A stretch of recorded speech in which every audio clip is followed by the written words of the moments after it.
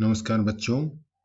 जैसे उपन्यास का उद्भव विकास हुआ था, कहानी का उद्भव विकास हुआ था, उसी प्रकार नाटक का भी उद्भव विकास है 6 भाग में। तो जो हिंदी के नाटकों का, हिंदी साहित्य नाटक साहित्य के उद्भव विकास का वर्णन कीजिए। तो कई बार आया ये प्रश्न। तो भारतीय साहित्य में नाटकों की समृद्ध परंपरा देखी जा सकती है।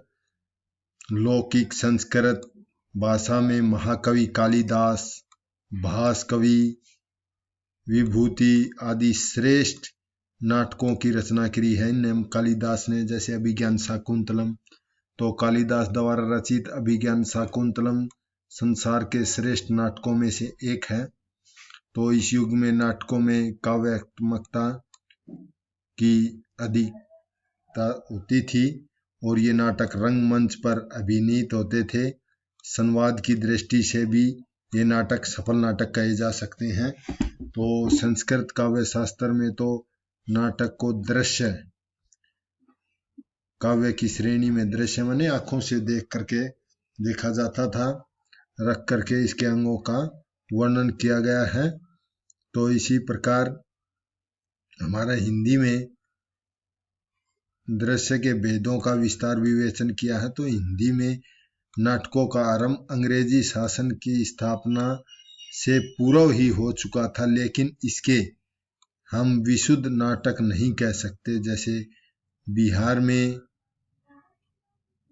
में विदेशिया, ब्रज क्षेत्र में रासलीला, जैसे हमारे सांग, और बंगला में यात्रा जन नाट्य के रूप में थी। लेकिन हम यह नहीं कह सकते कि हिंदी नाटक का उद्भव यहीं से हुआ है। तो इसका उद्भव विकास हिंदी साहित्य में कैसे हुआ है? तो हिंदी का उद्भव सच्चे अर्थ में हिंदी नाटक का उद्भव जो पारसी रंगमंच के समय हुआ था। पारसी रंगमंच ये थिएटर बना दिए गए थे जिसमें नाच गाना होता था। तो उसके अनुरूप हुआ 19वीं सदी के आसपास भारत में अंग्रेजों ने पारसी रंगमंच और थिएटर बना दिए जिसमें नाच गाना होता था। तो इसके स्वरूप हिंदी नाटकों का उद्भव विकास हुआ और इन रंगमंच और थिएटरों ने भारतीय जनमानस और साहित्यकारों पर विशेष प्रभाव डाला था। फलतः बंगला में अनेक नाटकों की रचना हुई और उनका रंगमंच पर अभिनय हुआ।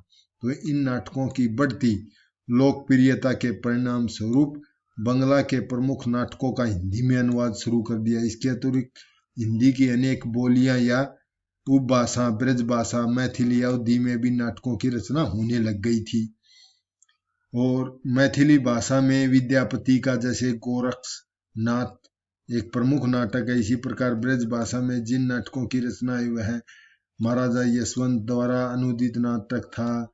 प्रबोध चंद्रोदय नेवाज कवि ने लिखा द्वारा अनुदित था शाकुंतला नाटक के साथ साथ और भी जैसे प्राणचंद ने लिखा रामायण महानाटक, उदय कृत लिखा गया रामायण राम कुणाकर आदि, ये सभी मौलिक नाटक लिखे। परंतु हिंदी का प्रथम नाटक किसे माना जाए? विद्वानों में पर्याप्त मतभेद है। तो भारतेंदु के जो पिता थे उसका नाम था गोपाल चंद्र गिरधर दास। उन्होंने नुहूस नाम का एक नाटक लिखा था जो हिंदी का पहला नाटक माना जाता है और यह नाटक ब्रज भाषा में रचित था। तो अधिकांश विद्वानों ने इसे हिंदी का पहला नाटक माना गया।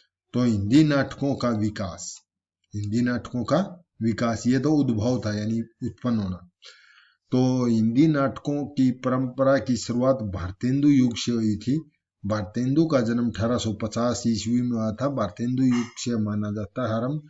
और इसके पश्चात इन 150 वर्षों से अधिक वर्षों में हिंदी नाटक की एक लंबी यात्रा पूरी की है और अभी भी विकास हो रहा है। तो जयशंकर प्रसाद ने हिंदी नाटक में मील के पत्थर हैं, इन्हीं के नाम के आधार पर हिंदी नाटकों का वर्गीकरण किया जा सकता है। तो नाटकों के विकास के मुख्य 4 चरणों में बांटा गया। जैसे भारतेंदु युग, दूसरा है प्रसाद युग और प्रसादोत्तर युग और संवतरातोत्तर युग। तो भारतेंदु युग पहला आता है भारतेंदु युग, तो सच्चे अर्थों में भारतेंदु ही हिंदी नाटकों के विकास यात्रा आरंभ की थी।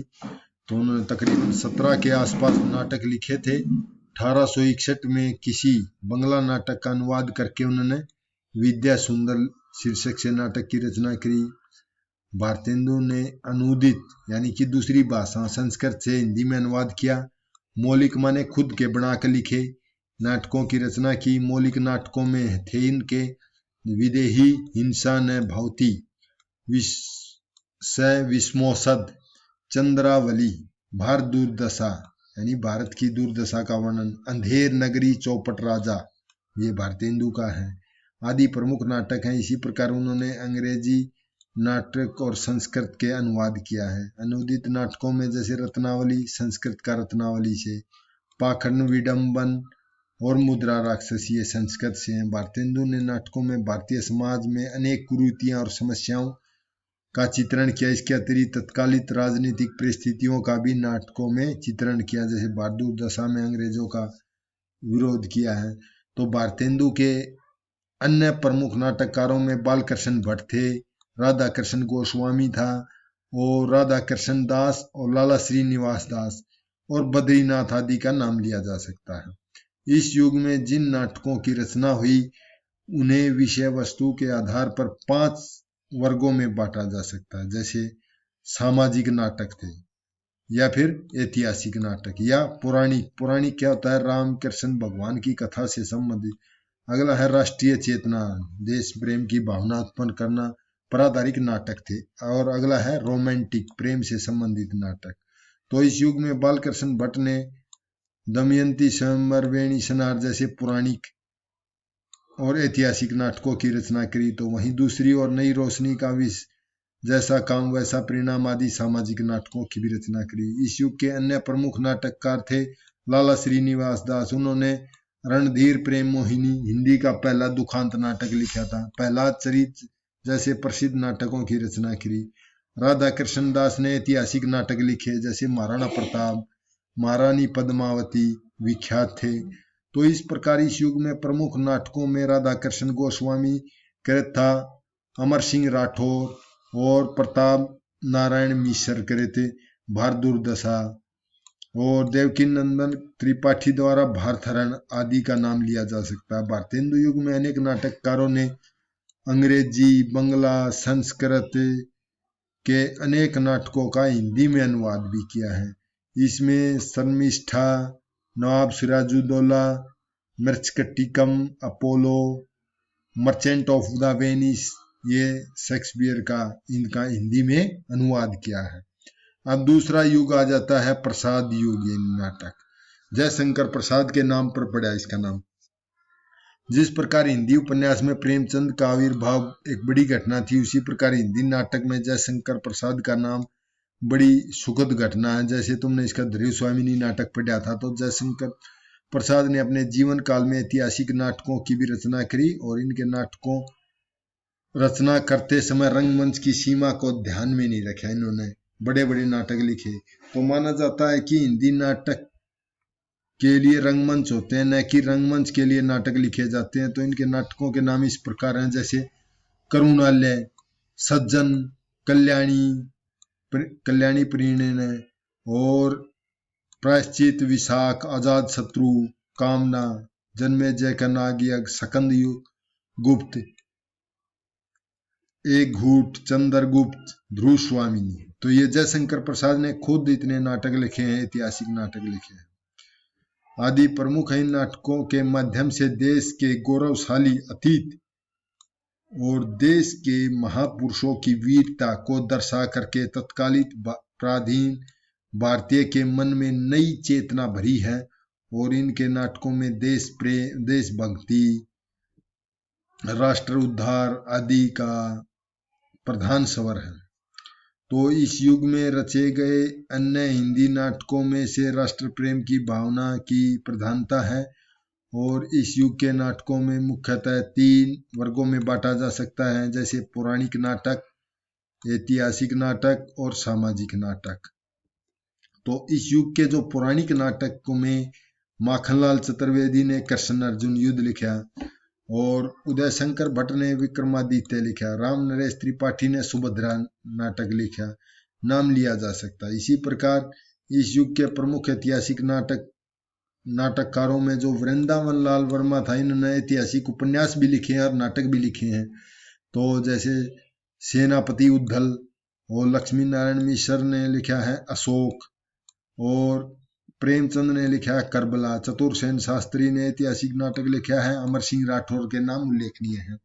तो इस युग में जिन सामाजिक नाटकों की रचना हुई है उसमें हरिकृष्ण प्रेमी कृत रक्षाबंधन, लक्ष्मी नारायण मिश्र कृत सन्यासी, आधी रात, विशंबरनाथ कौशिक ने लिखा है अत्याचार का परिणाम, प्रेमचंद ने लिखा संग्राम, सुदर्शन ने लिखा था अंजना, ऑनररी मजिस्ट्रेट, पांडे बेचन उगर ने लिखा चुंबन आदि प्रमुख हैं। इस युग में गीति नाट्य भी लिखे गए हैं। मैथिली शरण गुप्त का है अनग, हरिकृष्ण प्रेमी कृत है सौरण विहान, भगवती प्रसाद वर्मा ने लिखा तारा उल्लेखनीय है। इसके अतिरिक्त प्रसाद युग में दुमदार आदमी, गुड़बड़ झाला, बोल चूक, चोर के घर, छिछोर आदि हास्य व्यंग्य प्रधान नाटक भी लिखे गए हैं। अब आ जाते हैं प्रसादोत्तर युग में। तो जयशंकर प्रसाद की मृत्यु के उपरांत 38 से 50 तक लिया जा सकता है। इसकी विषय वस्तु और शिल्प आदि की दृष्टि से एक महत्वपूर्ण परिवर्तन आए। इसमें पौराणिक नाटकों की घटती लोकप्रियता के कारण कम मात्रा में रचना हुई है। तो विषय वस्तु के आधार पर 4 भागों में बांटा जाता है: ऐतिहासिक नाटक, सांस्कृतिक नाटक, सामाजिक और राजनीतिक समस्या प्रधान नाटक। तो इस में आ जाते हैं ऐतिहासिक नाटकों में मुस्लिम, राजपूत, मराठा और ऐतिहासिक वीर पुरुषों के जीवन की घटना को लिखा गया है। तो ऐतिहासिक नाटक कुमारों में उदय शंकर भट्ट का दाहर, गोविंद वल्लभ पंत का राजमुकुट, उदय शंकर भट्ट का है जयपराजय नाम लिए जा सकते हैं। तो सामाजिक राजनीतिक समस्या प्रधान नाटकों में सेठ गोविंद दास का सेवा पथ, संतोष कहाँ, अमीरी गरीबी, उपेंद्र नाथ का सौरभ की झलक, कैद, उड़ान, बेटा वृंदावन लाल का धीरे धीरे, राखी की लाज, गोविंद वल्लभ पंत का अंगूर की बेटी आदि लिए जा सकते हैं। इनका मुख्य है नारी शिक्षा, विधवा विवाह, संयुक्त परिवार की समस्या, काम समस्या को उठाया।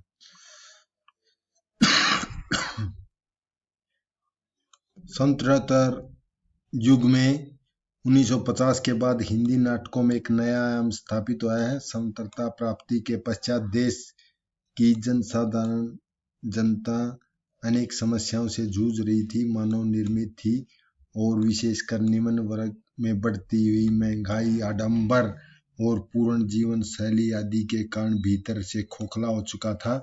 और इस वर्ग में अशांत दंपति, पति पत्नी के जीवन और बढ़ती भौतिकवादी प्रवृत्ति के साथ साथ समाज में फैली भ्रष्टाचार, भाई भतीजावाद आदि का भी चित्रण हुआ है। इस प्रकार हिंदी नाटक के विषय वस्तु में मध्य वर्ग और इसकी समस्याओं को मूल रूप से स्थान दिया गया है। विज्ञान के बढ़ते प्रभाव का भी हिंदी नाटकों पर प्रभाव देखा जा सकता है। अब हिंदी नाटक केवल दृश्य देखने की सीमा में न रहकर बल्कि वीडियो के द्वारा सुना जाने भी लगा है। फलतः रेडियो के अनुरूप रेडियो नाटक भी लिखे जाने लगे। इस युग में पौराणिक नाटकों की या तो रचना बहुत कम हुई है या फिर पौराणिक नाटकों में आधुनिक युग की समस्याओं को भी उभारा है। इस युग में पौराणिक नाटकों में चतुरसेन शास्त्री कृत गांधारी, रागणे राघव कृत सौरभ, भूमि का यात्री, गोविंद वल्लभ पंत कृत ययाति आदि नाम लिए जा सकते हैं। इस युग में मोहन राकेश ने अपने 3 नाटक लिखे थे, जैसे लहरों के राजहंस, आषाढ़ का एक दिन, आधे अधूरे। हिंदी नाटक के विकास में नया मोड़ दिया था। और इनका प्रमुख नाटक है आधे अधूरे वर्तमान युग की पारिवारिक और सामाजिक समस्याओं के साथ साथ मध्य वर्गीय वर्ग की नारी की चिंताजनक दशा को भी दर्शाता है। और इस युग में अन्य नाटककारों में लक्ष्मी नारायण मिश्र हैं, जैसे मिस्टर अभिमन्यु अंधाकुआ, मनु भंडारी ने बिना दीवारों का घर, जगदीश चंद्र कोणार्क लिखा, विषम सानी ने हानु, सर्वेश्वर सक्सेना का बकरी लड़ाई, कल भात आएगा, विजय तेंदुलकर घासीराम कोतवाल, सुरेंद्र की द्रौपदी और 8वां सर्ग आदि उपन्यास हैं। तो इस युग में गीति नाट्य भी है, जैसे धर्मवीर भारती का एक कंठ विस्फाई दुष्यंत कुमार का है, इस प्रकार नाम लिए जा